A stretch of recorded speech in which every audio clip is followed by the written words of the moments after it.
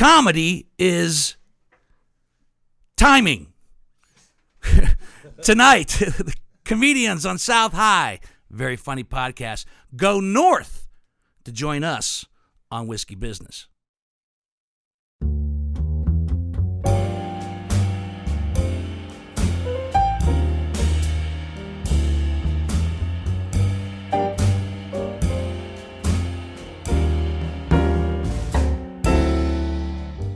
I've said this before on previous podcasts, at least I think I have.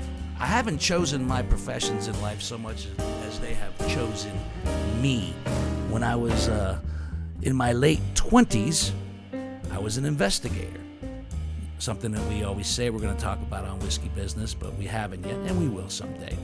But I used to go to stand-up comedy clubs to relax and chill out. I used to go to open mics just to watch. And then one day I got the idea that maybe I could do it. And I went up there and I tried to do 3 to 5 minutes, and I, for the most part, bombed miserably. But I did get a couple of laughs, and that sunk into my veins, as a lot of comics will tell you what that feels like when they get that first laugh. So I went back 2 weeks later, and I won the competition. And then a couple weeks later, I went to some other clubs and started doing the open mics. That was in 1989. In 1990, I got paid for the first time in a competition. I said, I got to do a wine shot. The Johnny Walker comedy competition. Look at that. In February 9th of 1990.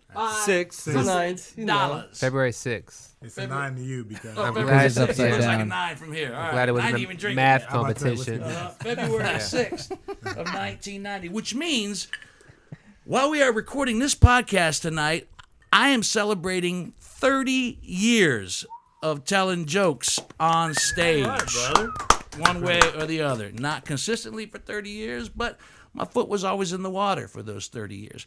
And doing stand-up, I won that competition, won the $500, and immediately got 13 weeks of work at all the Funny Bones that were up and operating at that time. Actually got booked twice, so I had 26 weeks of work all of a sudden. So I went from an investigator to a stand-up comic. Actually, I did both for about a year and a half, but then eventually just dove in and did stand-up. Why do I tell you this story? Because tonight on Whiskey Business, I have the pleasure of having comedians on South High, which is a hysterical podcast, which I've had the pleasure of being a guest on. And I said, we've got to do the quid pro quo. You've got to come on mine as well. And they have. And tonight on Whiskey Business, we have Jason Banks, Bobby Dodds, and Jared Blinsky from Comedians on South High. The only one missing is Kenny Mock, who is cruising as we speak. Yes? Yeah. He's cruising. When I say cruising, he's on a cruise ship. Yeah. Out to sea. Out to sea, performing, not vacationing. Not just hanging, nah. Yeah, no, because Kenny's not that successful yet.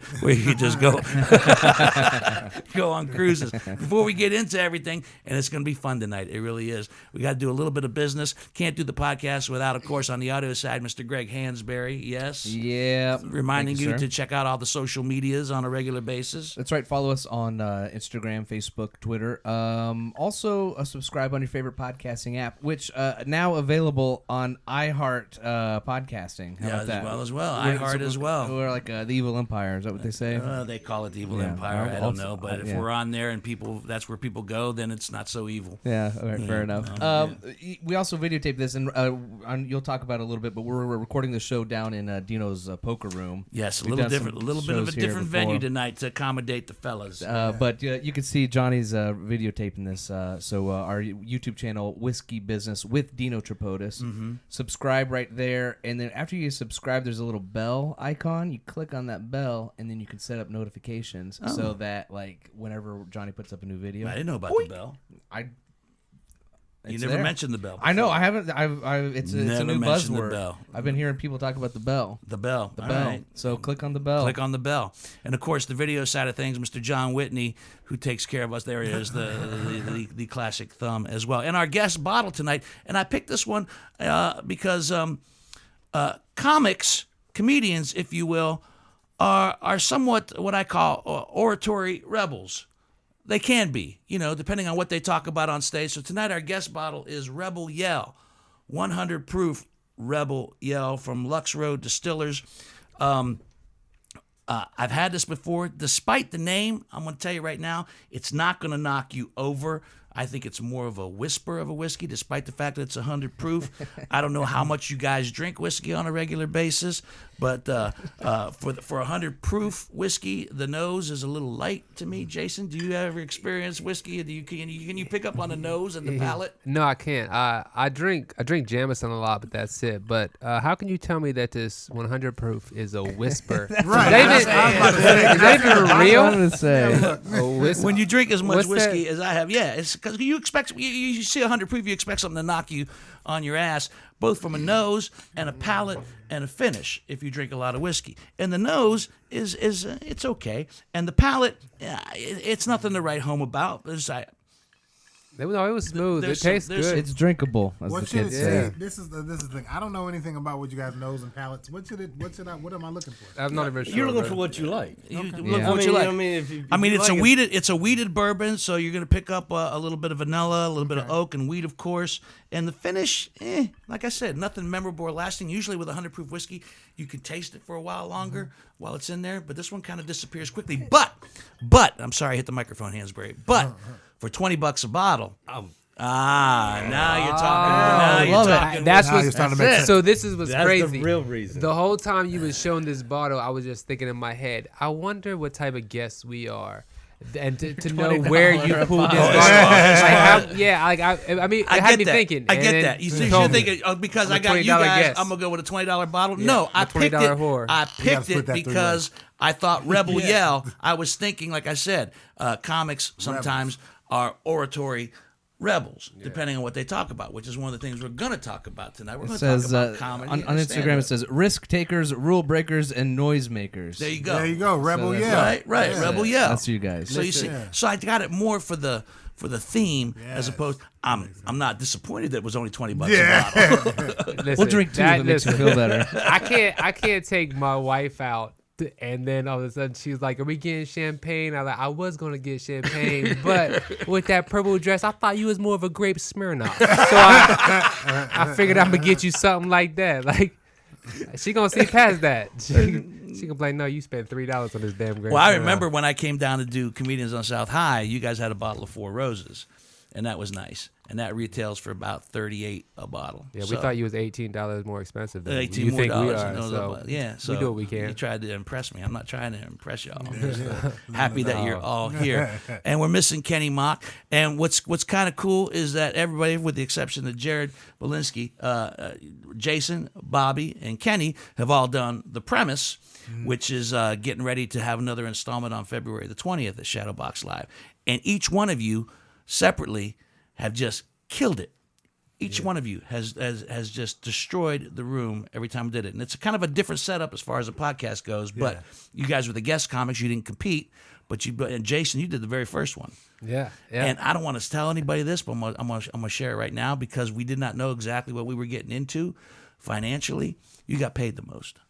I should have. Here you go. It makes sense. Nobody, he don't even know the other people on the show. Yeah. You know. I did. Now we split the door, and I paid you out of my own pocket. Yeah, as you should have. I appreciate that. But let me ask you this. Now, this is going back to the show, right? So how long of a set did I do? I forget. We asked that you guys do between 7 and 10. I think you did about 10 minutes. Oh, is that all about 10? Because you know what's crazy? So No, this is on 9.5, YouTube. John knows. Do you know? I found this out through Funny Bone. I don't know how they do this. So the Funny Bone, I noticed they used to play my laugh tracks clips. Right. So if I was headlining and you went to buy tickets, you would see my clips from Which True is a TV. great clip, man. Right. But right, hell yeah, it's a great clip. Appreciate you. That's why you pay me so much. Now the thing is, they somehow they pull my name from YouTube, and they play every YouTube video that has me in it. That's all that's up there. So then it starts showing the premise. Oh, video. nice. That's good. No, That's it's good. not. Well, it's good for It's you. good for us, It's not yeah. good for me. I don't want to watch all my whole act before I go on stage. But then it started pulling my first time on stand up. It's not even my video. Some girl recorded that I worked with back at Target, and now that's up there. So I don't even know. I don't know. How's No, that? I do know. I figured it out actually. You think that's too much of you? No, before it's you do fine a though. I show? figured out what I could do. The Funny Bone said you can actually request. You just got to go to each Funny Bone though. But every time I want one, I could just request the video I want, and they could just loop that. If not, it just loops all the YouTube stuff that finds me. John Whitney made a mention because didn't you, Johnny? Didn't you put something? I was saying Jason's video is up to 1,000. I was wondering why. Yeah. Yeah. They check that. Yeah. So they click on it. Because Nobody really likes you. Just that. Yeah, funny bones on loop back to back to back. Yeah. Well, no, everybody's going on the Funny Bones looking at it. Yeah, there. I mean, no, so it no. was watched, but it was They're being watched. watched. Funny Bone. No, but it's actually a good thing because it should just drive me to write more material, so that old material just stays up there anyway. I feel I was talking to somebody the other day. Like I went and saw somebody, and I looked them up on YouTube, and granted it was an older gentleman. And I looked him up on YouTube, and I saw some of his bits. Well, then he did the same bits on stage. I'm going like, well, yeah. I mean, that. So what do you expect? I mean, yeah, a lot of people. Some people actually come to a club to want to see those bits live. Yeah, you're to right. see them in their true That's form. interesting. Play the hits. Yeah, see the A lot of hits people being are still played. under the misconception that comedians just up there making shit up though too. So Yeah. they don't realize it's rehearse. But that's the beauty of it. I mean, if you're really good, it does look like Yeah, it, and like it should, it does it look should. like you're just kind of comfortable and it making should make it up everybody as you feel go like they along. can do it, and then when they get up there and they just bomb and it looks horrible, then they know, oh shit, this is art. This We're is talking art. with Jason Banks, Bobby Dodds, and Jared Blinsky. Comedians on South High is a fairly new podcast, but it's taken off in a big way. I mean, and I get why, because I'm a fan. I downloaded, I listened, I subscribe. I just listened recently to the one with Junior, which Dude, I thought that was a great show. was a great show. I thought that was a great show, and I got some questions. Based on the most recent podcast I heard, but I'll get to those later. What I want to talk about out of the get-go is you formed this podcast, you got together, and collectively you all have comedic experience. When did you actually start doing comedy, Jason? What year was it? Do you remember? I want to say it was 2006. So not that long. I mean, Yeah. In comic years. Yeah, 2006. But I will say I definitely stopped for 3 years. When I want to say 2006 to 2010, had kids and didn't do it for 3 years You didn't, straight. when you say you stopped going to clubs, or Nah. you didn't go on stage At all. At all. How did that? I don't know. Did it hurt you? Did it No. bother you? I don't know if it bothered me. I had twins. I was busy. So no, because when I went back, I just kind of went right where I left off. Picked up where you Yeah, left off, and was yeah. it hard? No. or was it just No, like I went to an open mic. I had just as much fun, and then I jumped in this competition at the Funny Bone and won the competition and started working at Funny there Bone. you go, Yeah, man. yeah. So, well, that definitely boosts your confidence. You win a competition, and everybody looks at the winner. Nobody looks at the guy who came in second too much. Bobby Dodds, when did you start doing it? I started doing comedy in December 2009 in Toledo, Ohio. I was there for like a year. Came to Columbus and just been here ever since doing comedy. So about 10 years. And I stopped for like a year too. When I got to Columbus, I was still trying to get out, but you know, you have kids, have a wife, you know, you got stuff. I had to get a job and all that stuff. Am I allowed to shit? You know what I'm saying? You can say, And, let me say everything. you want, man. and so, you know, so I did stop for like a year, you know what I mean? But I've been going strong ever since. And I've seen both of you on stage, but I've never seen you on stage, I've Jared. never been on a stage. Never been on a stage? Well, no. I mean, Not comedically I've been on speaking? one with a broom once or twice. So, are you the But, brainchild behind Comedians on South High? Well, me and Banks are we kind of got together and put it together. And what possessed you? What made you think that this would be a good thing? Jason Banks. Jason Banks? Well, I knew him through. I just so happened to be a part owner in 511 South Media, channel511.com. Right. My partner, Stephen Palmer, attorney at law, and Jason came in my store, and I knew him through When you say your store, Advanced Vapor in Westville, Okay. 536 South State Street, Westville, Ohio. That's the rebel yell getting to me right there. Right, Getting the exactly. time wrong. Already. Whisper. And no, actually, I went to him because I thought he needed a show. And I was talking to him about it, and then he was like, "Aren't you going to be on the show?" And I was like, "Why would I be on the show?" And he was like, in the end, he was like, I'll do the show if you're on the show. But it's interesting because I'm the host. You're the host, but you do take a back seat to the guys, but you do facilitate it. So Yes. and I find that very admirable. Because you realize what you got. You got 3 very funny guys that know what the hell they're doing and can carry an hour plus on any given podcast on any given day. So That's why we do the cold openings. We had tried different openings, right. but they come in. I got to turn the mics on, and sometimes, man, You catch magic. It's You get the lightning in the bottle. so now I'm trying to mic the whole room. So we're not just sitting at the table. So that when they walk in and start talking, I'm getting them. The other day we were leaving, and Begg's like, "You coming?" I was like, "Yeah, I got to download this." He's like, "Download what?" I said, "I got the whole room hot now." I was like, and because we were talking about it earlier, these guys were sitting down, and he was writing a joke. We didn't have the mics hot, and it was good. And if we'd had the mics hot, then they could have gone back because they didn't write anything down, and I still don't know the main line in it, but it was a good joke. And sitting around watching these guys is impressive. Going on the roads with them and watching them do it. It takes a lot. I've been a stand-up comedy fan for a long time. I used to live at the Continent. The Continent. I remember the Continent. Funny That's where And my first open mics so were. I would go down there, and I knew the bartenders and everybody, and I'd get to sit in. So I would just go down there and watch.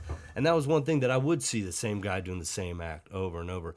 But then I'd see him hit some nights on it. Some nights I'd see it fall dead. Right. And I remember one time I sat up front, and it was a comedian I really liked, and I literally got stage fright for sitting that close. You know what I mean? I was like, how could he do it? Because it was a full house, and I just, like I said, I was just a guest. I'm sitting here watching him perform, and for some reason, I felt the anxiety of having him come out. I worked in a private club for a long time, and I had to entertain people at tables, and when I was bartending and going through, so you got to have the jokes, right? Right. But what is that? That doesn't count. That's not what these guys are doing. That's not writing the jokes, performing like Bobby said. You make it look like you're making it up. But you worked on it, walking up and down the road and going over with friends and coming back and then trying it before you get that joke to make it sound like it just was meant to be. Speaking of jokes, I'm gonna test your memories, and I'm sure you know. I got bad memory, bro. No, but It's you so gotta bad. remember. You gotta remember the first joke. Oh, I can tell you that. Tell you the first joke you both told on stage. Start with Jason. Oh, First joke you told on stage, and did it work? Was it a laugh right out of the gate and off you went, or did you have to get to the second or third one before you got them? no, I think I got to laugh at the gate. I forget it. You forget the first joke you ever did. I know it's about being skinny. I know something about. I know I go on stage say something to the effect of, the first thing you notice about me is I'm skinny, but I forget what the joke was. I know it was a weird joke about like having to pick on people's always like pick on someone your own size, Right. And that kind of limits me down to women and children. So I'm kind of like what I look like busting in an elementary school, interrupting nap time, like hush, little Jessica, don't say a word. So no, they laughed, and we and the rest of the set was pretty stupid. I mean, I talk about weird stuff, but I liked it. Well, I'm going to get into that in a second. Bobby, remember your first joke? I laughed because he said his was about being small. Mine was about being a fat dude. And I remember that. But I genuinely, I was sitting there trying to remember. I don't remember what it was about. I remember I said something. I tried to say something about working out, I think. But I did really well on my first set. But one of the jokes that I remember hitting really hard was, again, this was around 2009. And I was talking about Osama bin Laden and how he had to be, how we were looking for him, how he was a hide and seek world champion, how we couldn't find him. And I did this act out about how we had our guns drawn on him, but he was on base, so we couldn't tell. I can't remember exactly how, but he was on base. So the guy was like, I gotta clear something. He's right on base. So He's I on can't even base. get it. Safe. Yeah, so that was, but that wasn't my first joke, but that was an early joke there. And you both had to start off like I did as MCs. You had to, you were the opening acts. Now you start off on something. You have an opening that just immediately warms up the audience and gets them laugh. You come up on stage and you say, "Let me hear that Again, one more time for me. One more time for me, right? Feel good. Yeah. And that seems to be a good opening. Did you use that as an MC as well, right out of the gate? No, or did you just come with that later? No, that came later. I don't know when. I think I just said that one time. They laughed, so then I wrote more to it. That's why I do the whole like they cheer, like your parents cheer for you when you learn how to use the potty. But no, back in the day, I don't know what I used to walk on stage to. That's a great question. I remember when I did it. I used to when I emceed. It gets into the psychology of it all.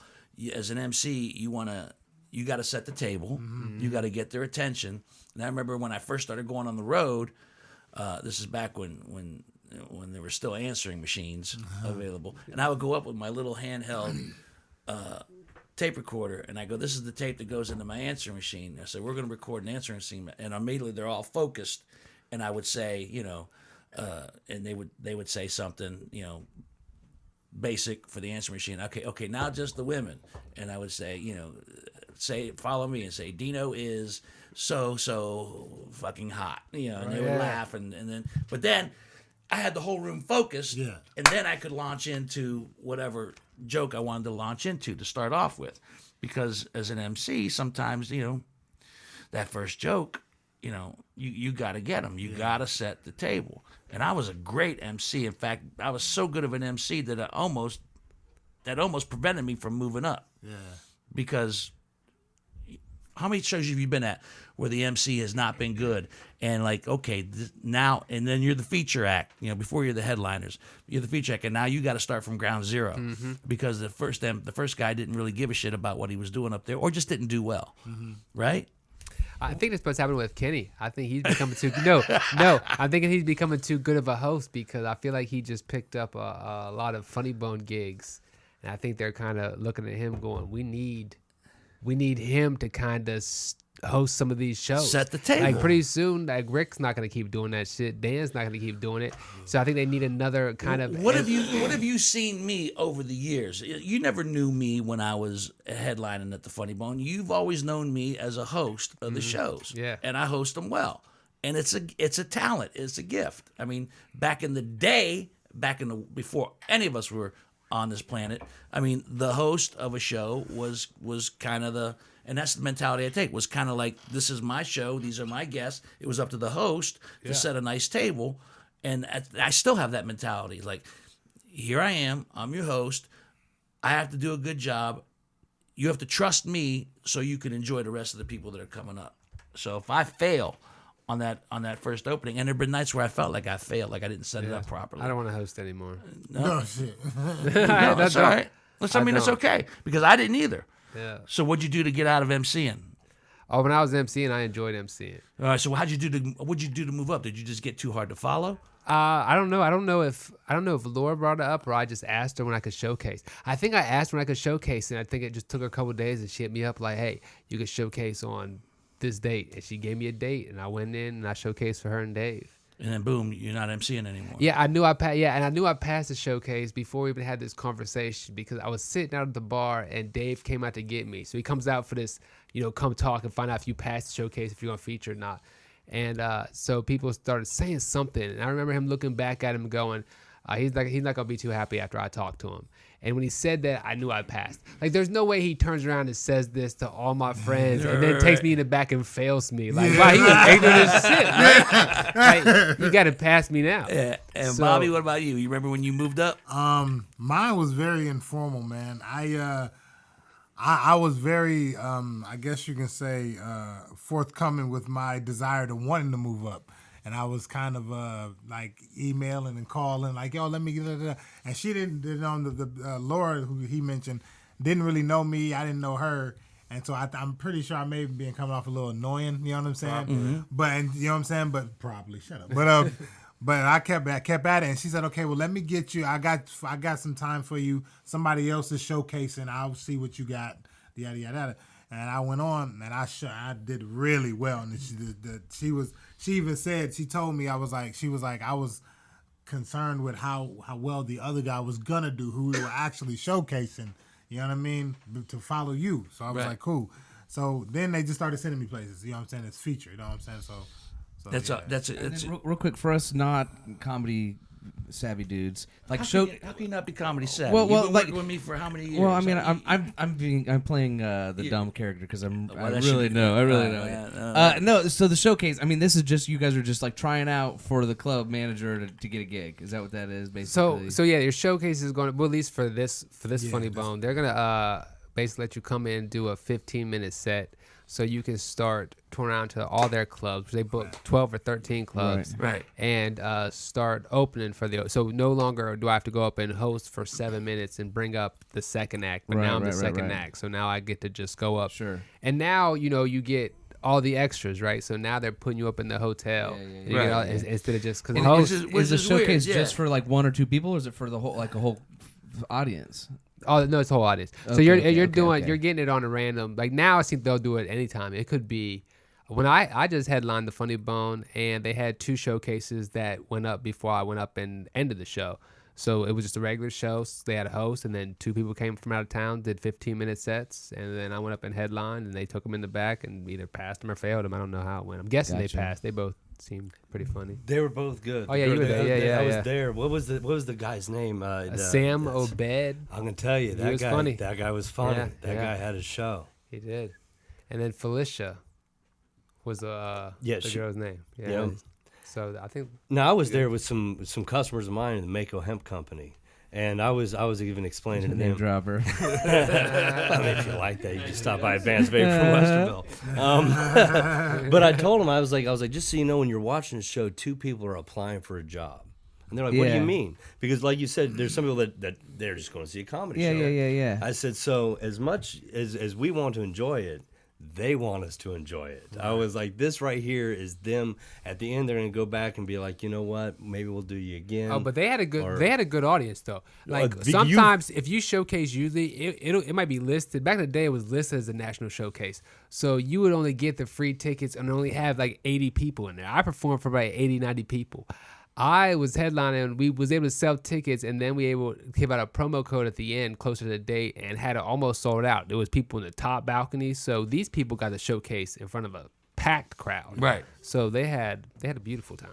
Yeah. They had Shorty. They had the left dancer. Yeah. She was. Does kicking it matter for to 'em. either one of you if it's a small crowd or a big crowd? I mean, do you prefer? I mean, obviously, whoever prefers a packed house because laughter is contagious, and you're looking for laugh leaders. And I think the psychology of comedy is when it's a small crowd, someone's always afraid to be that laugh leader, so to speak. But in a bigger crowd, you have a larger chance of that laughter starting to spread and everybody getting comfortable.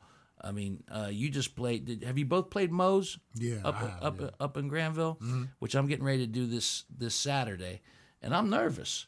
No, Don't be. Moses. I'm nervous. Here's why I'm nervous. Because I'm doing 45 minutes to whatever, and I've not stretched that leg in a while. I mean, I'm upstairs, like it's the early days again. I'm upstairs writing down all the stuff. I want to try something. I want to do this new stuff that I wrote. I want to do which one of the old First stuff. of all, I feel like you're long-winded, and I feel like you could easily get through 45. Yeah, you're just so comfortable around people, man. Like it's gonna be nothing. I can fill the time. Yeah. But that's not the issue. But I'm saying I want to do One joke. one long ass story.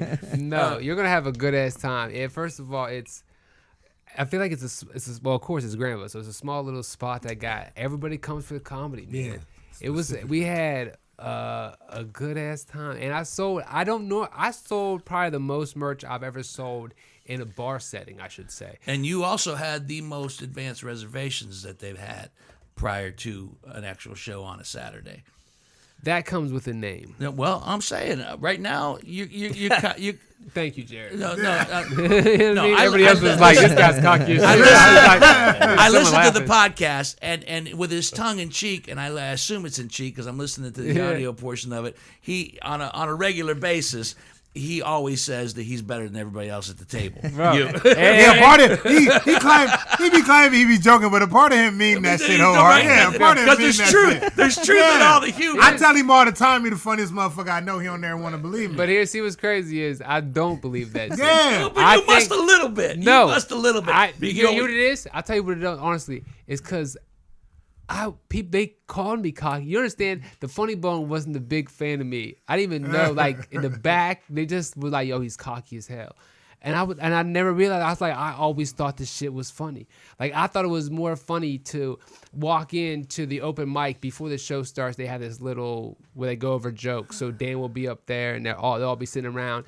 And if I go in there and like I make my interest known, if I say something stupid out loud, I guess all the servers would just take a look at it. He's so fucking cocky. When in my mind, I thought it was funny. So then I had to change my whole act up. Not on stage, but just when I go in the Funny Bone. And just start talking to everybody. And then they finally came around like, no, he's cool. But yeah, you used to come off as cocky. Yeah. But I just think it's funny. I mean, I think it's funny that way because it can be one of two things. It could be Bobby sitting there saying, "Hey, Jason, you're the funniest guy I know, man. Everything you say, I'm ready to laugh." And I can sit there and be like, "Well, I thank you. I appreciate that so much." You know, you're funny with it. Yeah, or I can just sit there and be like, "Yeah, it's expected." What do you mean? You know what I mean? I'm funny as shit. And when I listened to the podcast, you mentioned. I think in fact on the most recent one, you say when you got a gig and you can bring somebody with you. You try to either bring Bobby or Kenny with you. I do. On a regular basis. They never come. Well, yeah, you know what he does is Kenny. Kenny usually does. Bobby always got some shit. Nigga takes care of his family and shit. I'm like, you got 2 daughters. You know what I mean? They can take care of each other, to be honest with you. How old are your kids? I got 2. The 2 at home. I got 3. So Bobby got an excuse, but I try to take Bobby on. I think Bobby, because Bobby says I'm the funniest guy though. I think Bobby is so funny to me that sometimes I don't even know if I really want to bring Bobby along with me. You know what I mean? I feel like Bobby's going to take the club from me, and I'm going to be outside. I mean, there is that risk. I mean, they've made dramatic movies about it where the star brings along somebody else, and that somebody else rises higher and surpasses them. But I'm curious. I'm curious about that because when you do Comedians on South High, you're collectively all together doing the podcast. And be honest, because I know you guys will be. Is there a little bit of a competitive nature, or sometimes even a little bit of envy, or even a little bit of jealousy when it comes to where you're at in your careers? With each other? With each other, yes. Oh man, not even the least bit. I was doing. So I got on True TV through this guy that I auditioned for Bob Sumner. When in 2008, I'm 2 years into the game, had no reason auditioning for Def Comedy Jam. But drove to Cleveland and got his card, stayed cool with him. He put me on that. He let me do the Comedy Store. He put me on True TV 4 times. He was coming into town. I tried to get these 3 cats. Not 3. I tried to get Bobby, Kenny, another cat that you don't know, on this show so bad to audition for this guy. And even when the people wouldn't put him on, they were like, "No, it's cool. We already got the lineup." I'm like, "But you're looking for the best comedians in Columbus, and I got 2 of the best comedians in Columbus." And I showed up. Showed up to that place anyway. Bobby couldn't come, but Kenny came and Keith Bender. The dude showed up. I went back and talked to the dude to get these cats on stage to perform for him, and got him on stage so he could see him, they could showcase. And now they're in contact with them. So I do anything if these cats got on something, if these cats were on like Fallon or something, I'd be excited.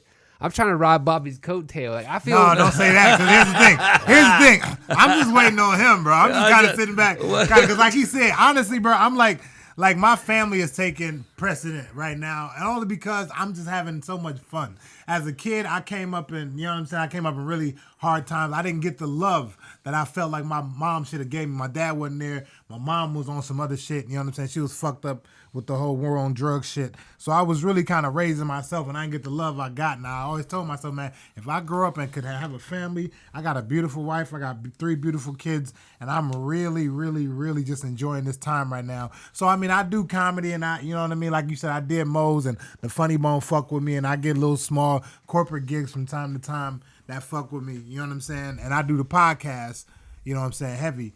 But, you know, I really sitting back and waiting for him to pop, so that way I can just be his feature and have the fun and get the money. But when the tweet come out that somebody done fucked up and said something wrong, it's his fault because he the face. That's what I meant. It's his fault because he the face.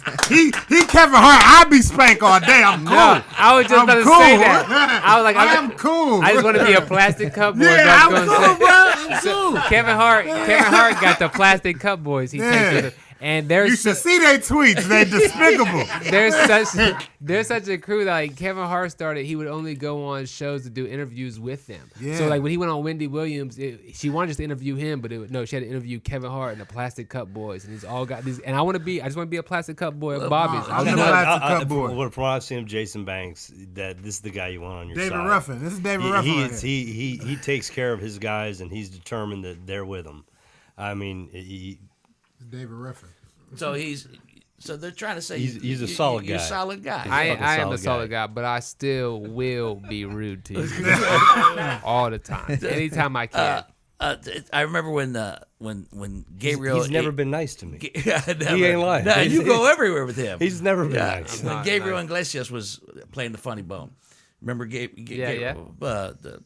Fluffy, Fluffy, whatever. Yeah. But he would come and he would have his, let's use that term, his plastic cup guys with him everywhere he went. He'd have the same opener and the same feature with him no matter where he went. In fact, when he was doing the Funny Bone back in those, they would come here after those nights, and we'd To start this poker to this poker poker room? table. Here we yeah. go. Oh yeah. I'm sitting in Fluffy's Cup Boys. I think Fluffy sat over there, and Gabriel sat over there, and his other two guys, and then whatever other entourage. It was a full table, and we would come after Saturday night at the Funny Bone after 3 shows. We would come here at 2:00 in the morning, and I made sure I had tequila. Because not to perpetuate Racist. stereotype, but they and we would sit here and we play poker till 5-6 o'clock in the morning. And this table, this poker table where we're recording the podcast tonight in the poker room, has seen a lot of comics over the years that have come in here, feature acts that have come in and made $500 for the week and lost it Lost all I believe that on a Monday. On a Monday, they made $500 on a Sunday. Came over here on a Monday night and played poker before they went to Wiley's in Dayton, and we're going to Wiley's. Has that been open that long? What? Wiley's? Wiley's is the oldest comedy club in Ohio. Yeah. Wiley's was open for a long time. shit, Yeah, okay. Wiley's was a long time. That's sad. You took that money, huh? You didn't give a damn. Well, I mean, Hey, man, listen, cake been baked. Woody got to make that change. I don't force them to play poker, and I don't tell them how to play poker. If you're a bad poker player and you're going to lose money here, I've won, I've lost here. If you're going to lose money, I would you prefer see- you lose it to me. You can't see. I don't know if you saw the rules of the house that have been part of this for a long time, but rules of the house that have been established here since all the years we played. Number 1 is got blow, you got to go. I don't want no cocaine in my house.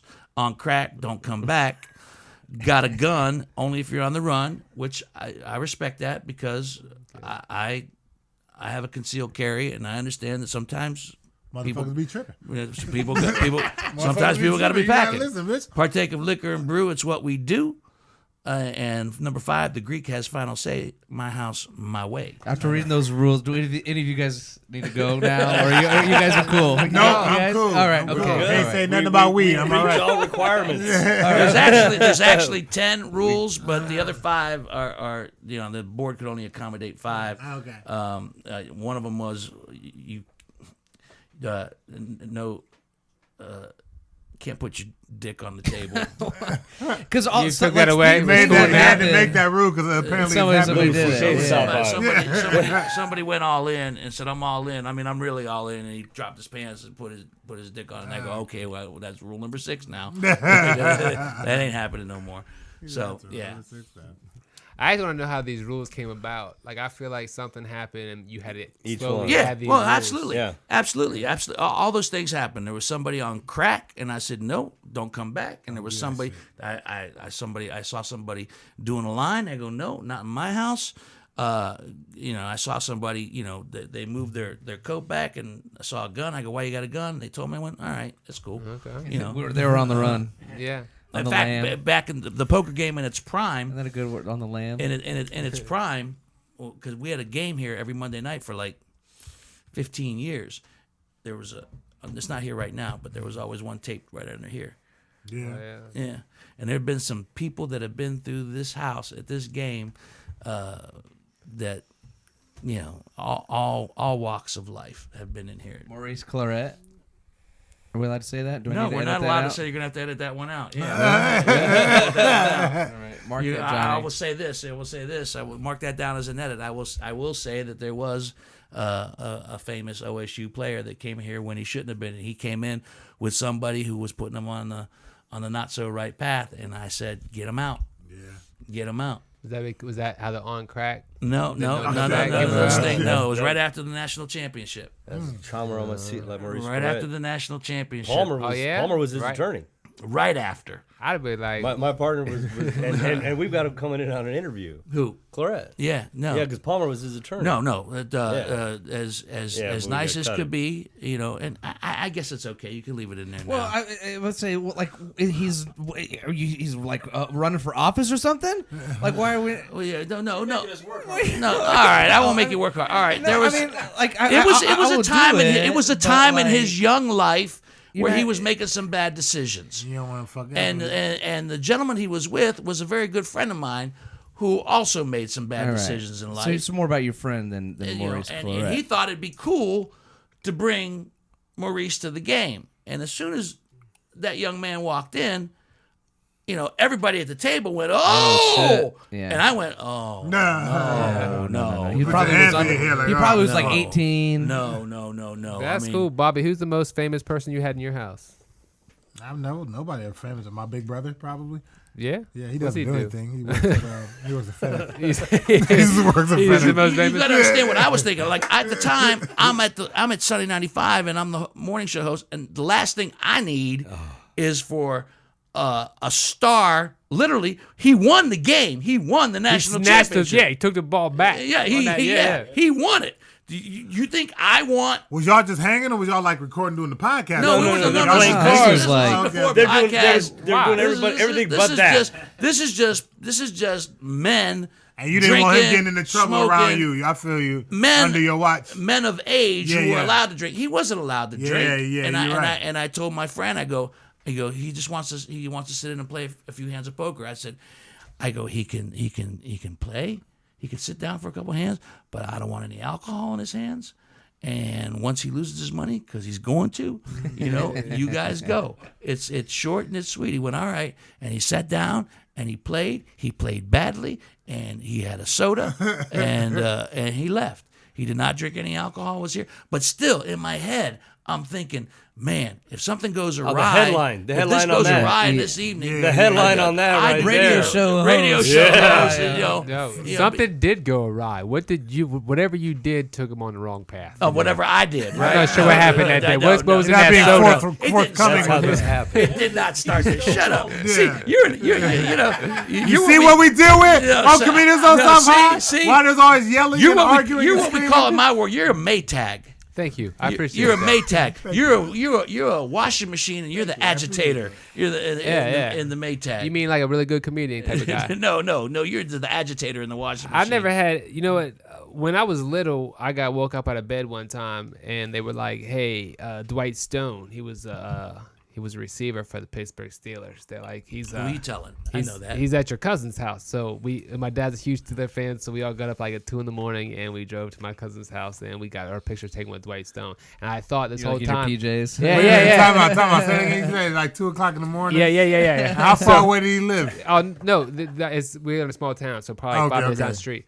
So this whole time, He like, wake you up at 2 o'clock I in used the to tell morning? everybody, like, yeah, my cousin she's dating Dwight Stone, so that's like the most famous person that she wasn't even in my house. She's in my cousin's house, but turns out. My cousin was just getting fucked by Dwight Stone. Like she wasn't dating him. she wasn't about to be with him or nothing. But when I was busting that shit little, up I was for a like, real yeah, nigga, it's about to okay. be crazy. But about to have a Steeler in my family. But nah. you understand how huge OSU football is in this city, Yeah. and then when the star of the national championship comes walking into my basement, Oh, yeah. We And- gambling and drinking and we're shit. gambling and yeah. drinking, and everybody else, and this is late. This is late. Now I will say this: he was a perfect gentleman. He was nice. He seemed excited to be here, but it wasn't the place where he should have been. And I told my friend, and I'm not saying my friend's name because I don't want to cast any aspersions on him. Word. I said, get him out. Now, after that, my friend who brought him. Can I guess who it is? No, you have no idea. You have Just no fucking with idea. you, dude. No, I'm just you've fucking. already done enough guessing. You've already done Told you I would edit it. No, leave it now. That was 6 minutes ago. It's good now because I know that Maurice is actually doing some wonderful. He doing real good shit now. wonderful, Yeah, wonderful apparently. things. Well, Jared's just gonna say he's Yeah, coming on the he's show coming. or what? Well, he's with Steve on, Oh, okay, you on got Lawyer different- Talk you off got the record. different On Lawyer Talk. No, another podcast. Another He's podcast. like, give it a what's plug. he a Give it a lawyer plug. for? What do you do now? Well, this was in the past. Oh. They've worked together. Maurice and my partner Maurice have, is doing. have, Maurice have, have Claret's worked doing together some. in the past. You No, know, he has got a new there's book somebody- coming out. There's somebody He's who got has a book actually coming learned out, from and his he's got- mistakes yes. and has made something of his life Yes. after football, where it could have gone down an ugly path. And I did not want to be part of that ugly path. He made some choices afterwards that had nothing to do with coming here on a Monday night. I just want to This is say the that for the influence. record. He was doing just fine. They're like, we'll stop at Dino's house. Yeah. Whiskey business before whiskey I business. remember on this night you couldn't see to the end. There was so much smoke, and then here he comes. He comes clearing into the room. Maurice. There was a The record player scratched. God, I should have done my Just homework. stop. I wish I could remember. There was a local rapper here in town that shot a rap video in this basement. In this Word? right here. I can't remember who it was. I can't remember. long ago who was it? it? This is Bow Wow's from Columbus. not Bow Wow. I would remember that right off the He was bat. little at Right the off time. But they were looking Little for puppy. something like this, and Oh, King AB? I don't remember. That's my little brother. He was rapping back in no, school. no. He was not even bad. He used to I play. probably have the CD, but they came down here and they shot. You have the CD? They're like on VHS. 80% of They're it like on a down here. VHS tape down and here. it was like, and it was down here, and they shot it, and blunts were being just, you think they're smoking here now from me smoking a cigarette. This place was just like, Oh, was it Maurice Claret? no, Edit that out. Maytag. Dude, I watched that when he robbed that dude. And when he robbed him, if you watch his mouth really close, when the dude's laying down, Stop it. Man. he says, Stop it. Whiskey Podcast. Stop it. Whiskey Stop Business it. Stop it. Podcast. Stop Dino it. did this. Stop it. Stop it. Edit that out at No, I'm not gonna 52, edit that out. 52. If you're gonna edit it, when he says that that, dog. say comedians on South High. Comedians on South High. We'll talk about it when Check us out. We'll talk about. I'm gonna tell you some stories. Now, I'll tell you a story about editing. The comedians on South. Let's hear this. Yes. That doesn't seem like you edited much at all. Not It's really no, at all. no. It's all- That and that's why I like it. Hey, that's some truth to that joke. It's what? That editing joke you just made about our podcast. Yeah, what you about said it seems like we don't edit it at all. You know how you said there's truth to my jokes? There's Yeah. truth behind that. Is that how you feel about the podcast? Do you feel like we don't edit it enough? Let No, me know I feel now. like it's when I We're listen to it, perfect. it doesn't sound edited at all. It Perfect. sounds pure. That's why I love it Oh, okay. because it's in the moment. settle down, Tiger. It's in the moment. Settle down. It's in the moment. Well, and that's why I think we all like this platform is because radio you get these 2-minute segments you got to Right. talk about. Yes. You Right, can't say right, right. fuck. I've been These cussing the podcasts, you whole can do time. whatever, These whatever guys you want. vocally sword fight every It don't Wednesday be night. that. We be so. But I think no, we I should mean, be I so love it. excited I mean, about it's the great. topics. Well, But at you least guys, I do. you guys do get excited. Yeah, I get then he excited comes like, about okay, No, okay, Bobby, okay, Bobby. there's a purity to it that's just that cuts through in every podcast I listen to. So well done. Especially for And you were comedians. talking about Well last done, one with JR. I love the way the show ended. But I don't want to kill you because you were going to bring some stuff up on it. But I loved how that last show ended, man. Go on. I think it was great. Well, he gave a mad shout out to you guys because when I was listening through it, and that was the best show because I can tell you what I did take out: 2 coughs. There was 2 major Bobby coughs that were going on. There were too much. And one time I had to cut out you eating that piece of pizza, even though he told a really funny fucking joke. Oh, whoa. But he was like this. no, And it was speaking like, of. nobody can listen to this pizza You being did, that, eaten. you did it the other day at the beginning of the podcast. You I were did. Kenny was just all up into my eat. I You, bet. Oh, it's like don't you be a loud eating ass the mic. eaters. I'll do better. Hey, But I have a bowl of This that is my soup. shit, But though. JR at the end was like this, said that he looked up to you guys and that he followed you guys and he gave a mad shout out to Jason, Kenny, and Bobby. But and, you guys when also Kenny gave wasn't him a there. mad shout out earlier on in the podcast True. where you said he's one of the funniest guys in Columbus that nobody No. knows about. And And Bobby it's wouldn't not let me get even it out. just. It's not even just he's just like I work with, like, anytime me and JR Jr. kind of started around the same time. We came on a little after me, and he's just such. It's fire, and it comes almost out of nowhere. I'm not gonna let that cough out, by the way. I'll leave that cough in. We keep all the I coughs cough a in. lot. I cough a lot. I cough more than you. Well, but like if you go back to listen to early Whiskey Business episodes, I edit the fuck out of them. You got like little like, and now I'm like I'm now really it's coming around, and when they had JR on there, and it went so smoothly, man. That show was funny, full of love. And and honesty. It really was. It had a a lot of great honesty show. in it, which all of your podcasts do. That's one of the things I love about it is that it's honest, it's sincere, and it's funny because you guys are just it's literally friends sitting around talking on a weekly basis, as opposed to this one, which has different guests on a regular basis. But I try to keep that element. I explained this to Jason going. too. We talked earlier at the beginning of the show about the jokes and your sets and going back and repeating it. I said, man, when people listen to this, they get new bits every week. They're buying your show because they want to see the same jokes. They do, and every now and then you throw in a new one, and they're like, "Oh, that was sweet. I knew the rest." And I've seen them, and I still laugh every single time that I go see a show. I know the jokes, but I laugh every time. But the thing with the podcast is that they get unwritten, unscripted, and there's jokes there. There's a ton of them, and that's an addition. different kind of humor, kind of the bullshit amongst friends as opposed to. Well, let me. It might be what people actually think they're doing on stage. Yes. Right. Right. Because we're not scripted. We don't have topics. We literally come in and turn on the mic and then it just And like starts what going. is Bobby, like you say that like you. Podcast, it's not easy. Everybody listens to podcasts. Oh, I could do a podcast. I'm gonna start my own podcast. But like, you still gotta have talent to be able to do a podcast. Yeah. Except for us. No. We have a. Shut up. All right, I'm gonna tell you guys right now that this is gonna be as I thought it might be a two-parter. So I'm gonna ask a couple more questions, and we're gonna take a break, and then start into the second half before it's all said and done. But my first couple of questions before we wrap up this first segment is, in respects to your stand-up. All right, there's jokes, but do you base most of your humor on your life experiences? And is that what you draw from? Or sometimes do you just come across something that you think is funny and you can make a joke out of it? I guess what I'm trying to say is, what do you determine to be the success of what you're doing on stage? What are you drawing from? Either one of you go first. I don't care. Go ahead, Bobby. No, go ahead. Yeah, I should go first. Yeah, David. You should go first because you're the most famous. Yeah, I'll let you know when you can talk. Go ahead, David. We're all drinking the juice now. I love it. So, for me, it's both, man. When I think about it, I've never caught my parents in the act, but I have a joke about catching my parents having sex. And that's the one that's been on True TV. That's which, by the way, they do a great job of reenacting. And a lot of them do their own reenactments. I don't live in LA, and they film this like throughout months. Like if for that they would have had me at one point, but plus they had the dad in the bed. Like, I don't want to be on TV. I'm a little guy. I don't want my shirt off, my little bony ass chest on national TV.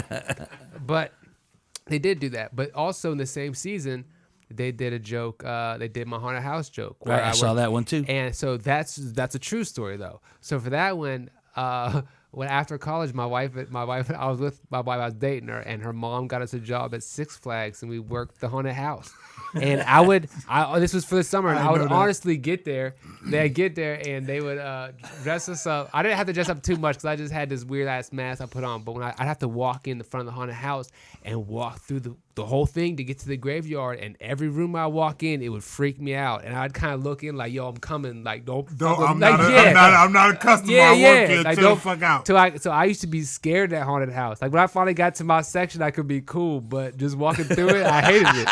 So I wrote about that. And you know what's crazier is the saddest part about the haunted house, I also worked the very front. So you would walk in. It was me and my wife. We was a team. People would walk in. What was she? You was a werewolf. She was. No, I didn't just. The werewolf goes with that. Okay. So this part, She just had her face painted like this zombie, but she had this loud thing that made this noise. And people would come in, they didn't know where to go, and they start walking in the hall, and she'd pop out. She'd hit this thing, and they'd jump, and then she'd point up to where I was at, and I was up in the air, right? And there's just like this mirror that would come down. In the air. There's Was it this- spinning? I'm on this like ladder thing, and there's this mirror. So what it looks like to them is it looks like there's a torso, and you can see my hands and my head, but you couldn't see my body because I'm behind this mirror. So it looks like it's just a torso floating there with a head. It looked cool as shit. And then I would basically Six give them, Flags shit. I'll That give them sounds these rules and send them on their way. But even then I was trying to be funny. I was saying hacky ass shit like even Stevie Wonder could see this is scary. You know what I mean? Bro, and I would, but listen, so one time this group walks in. This is no lie. So this group walks in and my wife pop around the corner. She hit that loud ass thing. They all jump. She point up and I start saying my little bit, welcome to whatever. And the ladder go. And when the ladder goes, it's just me holding on to this mirror, bro. And my hands all off the torso. Bro, I'm still trying to finish like, yeah, Stevie Wonder can see. It's scary. You're still staying committed to the, I remember to the bit. my wife comes to the back and she puts the ladder back for me. And climbed up on it. We kept going, bro. Oh, man. Man. My money back. Like, hey, I'm not a real zombie or whatever.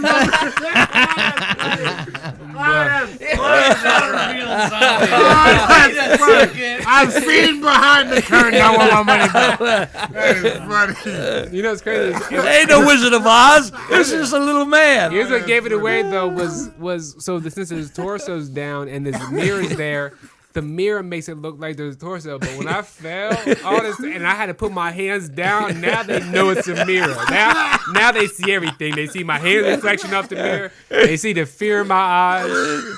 And now they like, oh, this shit is fake. I don't want to go through it anymore. This house isn't really haunted. This in the house middle isn't of really Six haunted. Flags. This is You had me bullshit. for a second there. This is bullshit. Floating man. You had me for Floating phony man. Let me just say, thank God that there was a partner with me, my wife, who used to come around, because what if she wasn't there? That group would have walked in, I would have failed halfway through and be like, hey, go get the manager. Go down front. There's a guy in orange. His name's Mike. Get him. They'd be like, That's the door. That's the door right there. That's the door. Open that door. That's the door right there. Hey, come put the ladder under my legs. Yeah. the scary guy needs some help. I don't like him. Oh, it'd have been so bad. Now, see, now I would have that's thought funny, also funny. that the bit you talk about catching your parents in the act, I would have thought that would have come from your life. That seemed like an actual true experience because you portray it so sincerely. I mean, so when I say that some of the stuff that you do comes from real life, because everything in my act is steeped in real life. You know, I never did jokes. I never did Taco Bell jokes or, you know, whatever was going on currently. Well, that's not true because I do a joke about hashtag me too right now. we love Taco but Bell. but also I apply it to myself and how it's affected me.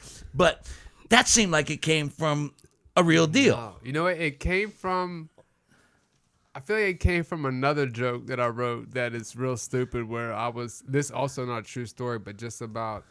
I was just talking about maybe this guy having sex with this girl, but I'm in the room. Right, and so the whole time he's sitting there like, "Yo, what's my name? What's my name?" But she wouldn't say it, so I just said it. I was like, "Duron, okay. like you." And so that was like, I think it'd be funnier if this is like me catching someone and I'm more That's brilliant. worried. No. You know, so I think it changed up from there. But It's brilliant. And Bobby, what about you? Because like I said, I've seen both of you repeatedly, and both of you were on the premise as well, and both of you. It seemed to me anyway that when you talked about what you talked about, it seemed like it came from a real place. So with Bobby, like the most of the stuff, the premise of what I want to talk about is real. You know what I mean? right? A big section of what I talk about is how much better than me my wife is, and she really is. And so I might embellish a little bit to make that point. You know what I mean? That's where the maybe the little white lies come in, you know. But I want to make that point that she's better than me, and I don't know why she's with me. comedy is steeped in truth, but as you know, gotta as embellish to hit the embellished and point home, exaggerated. yeah. Because Yeah. that's where the humor comes in. You, Yeah. you take advantage of a situation, and The truth is funny. the truth is funny. And truth as is funny. comedians, you exaggerate the truth gotta or beef it up a embellish the little bit, truth. yeah. That's a great gotta way to say beef it you up a beef it little up a bit. little bit. Yeah. Yeah, but no, that's most of my stuff is just from my life, and I'll, like we talk about, beef it up just to try to make it a little more funny if I can, and do whatever I can to make it funny if it can be believable. Because if it ain't believable, it ain't gonna be funny. Do you find either one of you? Do you find that you come across stuff that you've done on stage that rang false and you no longer do it? I used to try to keep up with the whole, like when I got married, I used to try to keep up with the whole, not dating, but the differences and different type of, try to ride that train of the whole different type of experiences with different type of people. But you can't really talk about that and being married. You know what I mean? So you got to kind of leave one behind. You could try to bring it up and say, when I used to date, you know, but then it just looks like you're going for laughs, or at least that was my experience, and I didn't get any traction with it. So I had to pick a lane. I had to either talk about dating or I had to talk about being married, and I chose being point. married. Yeah, because that's where you're at. That's where I'm at. Yeah, that's where I'm at in my life. Right. Yeah, that's where I'm getting the most success. Let me ask you both this question as far as being black comedians. And do you try to, in your humor, capitalize on the stereotypes or dismiss them? I mean, I try to capitalize on it. I'm trying to make you laugh. Whatever I got to do, whatever it knows. So most people, like, in my experience, I tell a joke when I'm if I'm in a group of white people, I tell a joke about how this might be an auction, and and then, you know, and people like it because you can see it, you understand it. You ain't necessarily got to agree. So I want to make you laugh, and if I got to exploit a cheesy ass stereotype to do it, if you laugh genuinely, I'm gonna do it. You know what I'm saying? I'm a whore for these laughs, to be honest with you. I don't think I try to capitalize on it, but I think just because how I grew up, I feel like certain things are funny to me, so I use some race related things. Like, my mom was white, but my dad's black. But I used to do a lot of stuff with my mom, so I feel like I would be at school and my friends would see movies I'd never seen. They'd be talking about like the 5 Heartbeats. And I'd never seen the 5 Heartbeats. I saw the 5 Heartbeats. But I've seen Grease plenty of times, right? I know you do talk about Grease. So I can tell you all about Grease. So they can tell me like, yo, I can't believe like old dude died in that movie, and I'll be sitting there like, well, I can't believe the Pink ladies were so mean to Sandy when she first joined. Like, well, on the recent podcast, you know, on the recent podcast, I heard you trying to push Celine Dion on these boys. The first every fucking podcast. Listen, Yeah, bro, it's gonna be an all reoccurring thing. And I'm as white as they get, and I don't care for Celine you don't Dion. know. She has the most beautiful voice. She has a beautiful You gotta voice, listen but to it, bro. Here we go, Bob. Listen, it's not even the Titanic song. It's all coming. all of No, it's not all of them. It's all coming back to me now, bro. That one speaks to you. That one is. That one speaks to you. It's such. Why a does good that one song. speak to you? You know what? Why? I don't know. You know what? Listen to this. And this No, I want to. I was dating this girl, and you know, whenever you date girls in high school, you always have a song, man. We always had songs, and this one was our song. The Aerosmith Armageddon song for me, by the way. Yeah. You know what I'm That's we talking about. Oh, it's Aerosmith. Yeah, you know, whatever that song. I is. don't want to miss a Is that thing. crazy? Yeah, no, I got Yeah. you. I don't want to miss a thing. All right, go. Crazy. All right, Awesome. sorry, Great sorry, song. sorry, That song. Oh, Bobby's voice. I That's not the one. That's not the one. don't want to miss a thing. See, now listen, a lot of people like that, but doesn't this sound so And I much go, better if they said? Silent, ladies and gentlemen. Hold on, sorry, if you I'm sing sorry. anymore, we have to pay I royalties. get So, okay, my bad. I get going, man. I get going. You got to stop me. I'm sorry. Go ahead. No, Celine Dion. Back to Celine. we Girlfriend. passed the Let's do moment, Celine, but man. you know, I felt it. You know when I feel it, I gotta you go. know what? I gotta go. You Jared. gotta go. You know gotta what's go. so crazy? When you Listen, feel it. It's Listen, here. yeah. It's free bird. It's here. It's here. Freebird. It's It's here. called Freebird now. Anytime Bobby breaks out, he's Freebird. So listen, here's the thing. I have a lot of friends from high school that follow me, and then I randomly get a message, right? This one girl hit me up, and she says something we talked about. She goes, no comedy bingo today. So I know these people are listening to the podcast. Right. So I hope this girl's listening. I was dating this girl, and this was our song. It's all coming back to me now. And we was at this party, and we made out this party, and I was like, man, I used to fall in love quick. My friends would be like, you fall in love as soon as you start. I do. I'll be in love immediately. You wicked. And so then she calls me the next day. Such a beautiful song. You should play that in the background to tell the story. He is playing in the background right now. So she calls me the next day, and this is what she tells me. I'm walking home from the party, and this guy jumps out. And he was like, she's like, I don't want to say any names, but he was like, you have to break up with Jason or I'm letting your parents know that you're dating a black guy. And that's why she broke up with me. Do I believe that? Hell no. She didn't want to be with me no more. Maybe I had bad breath that night when we made out. I don't know what happened that made her want to end this shit, but she did that shit, and that shit broke my heart. Cause I really, really wanted to be with her, man. We went to fucking Six Flags together. We went. Wait, you went to Six Flags together? At the school. The same place that you did the haunted house with your current wife? Oh, I'm lying. Kennywood. Get me in trouble.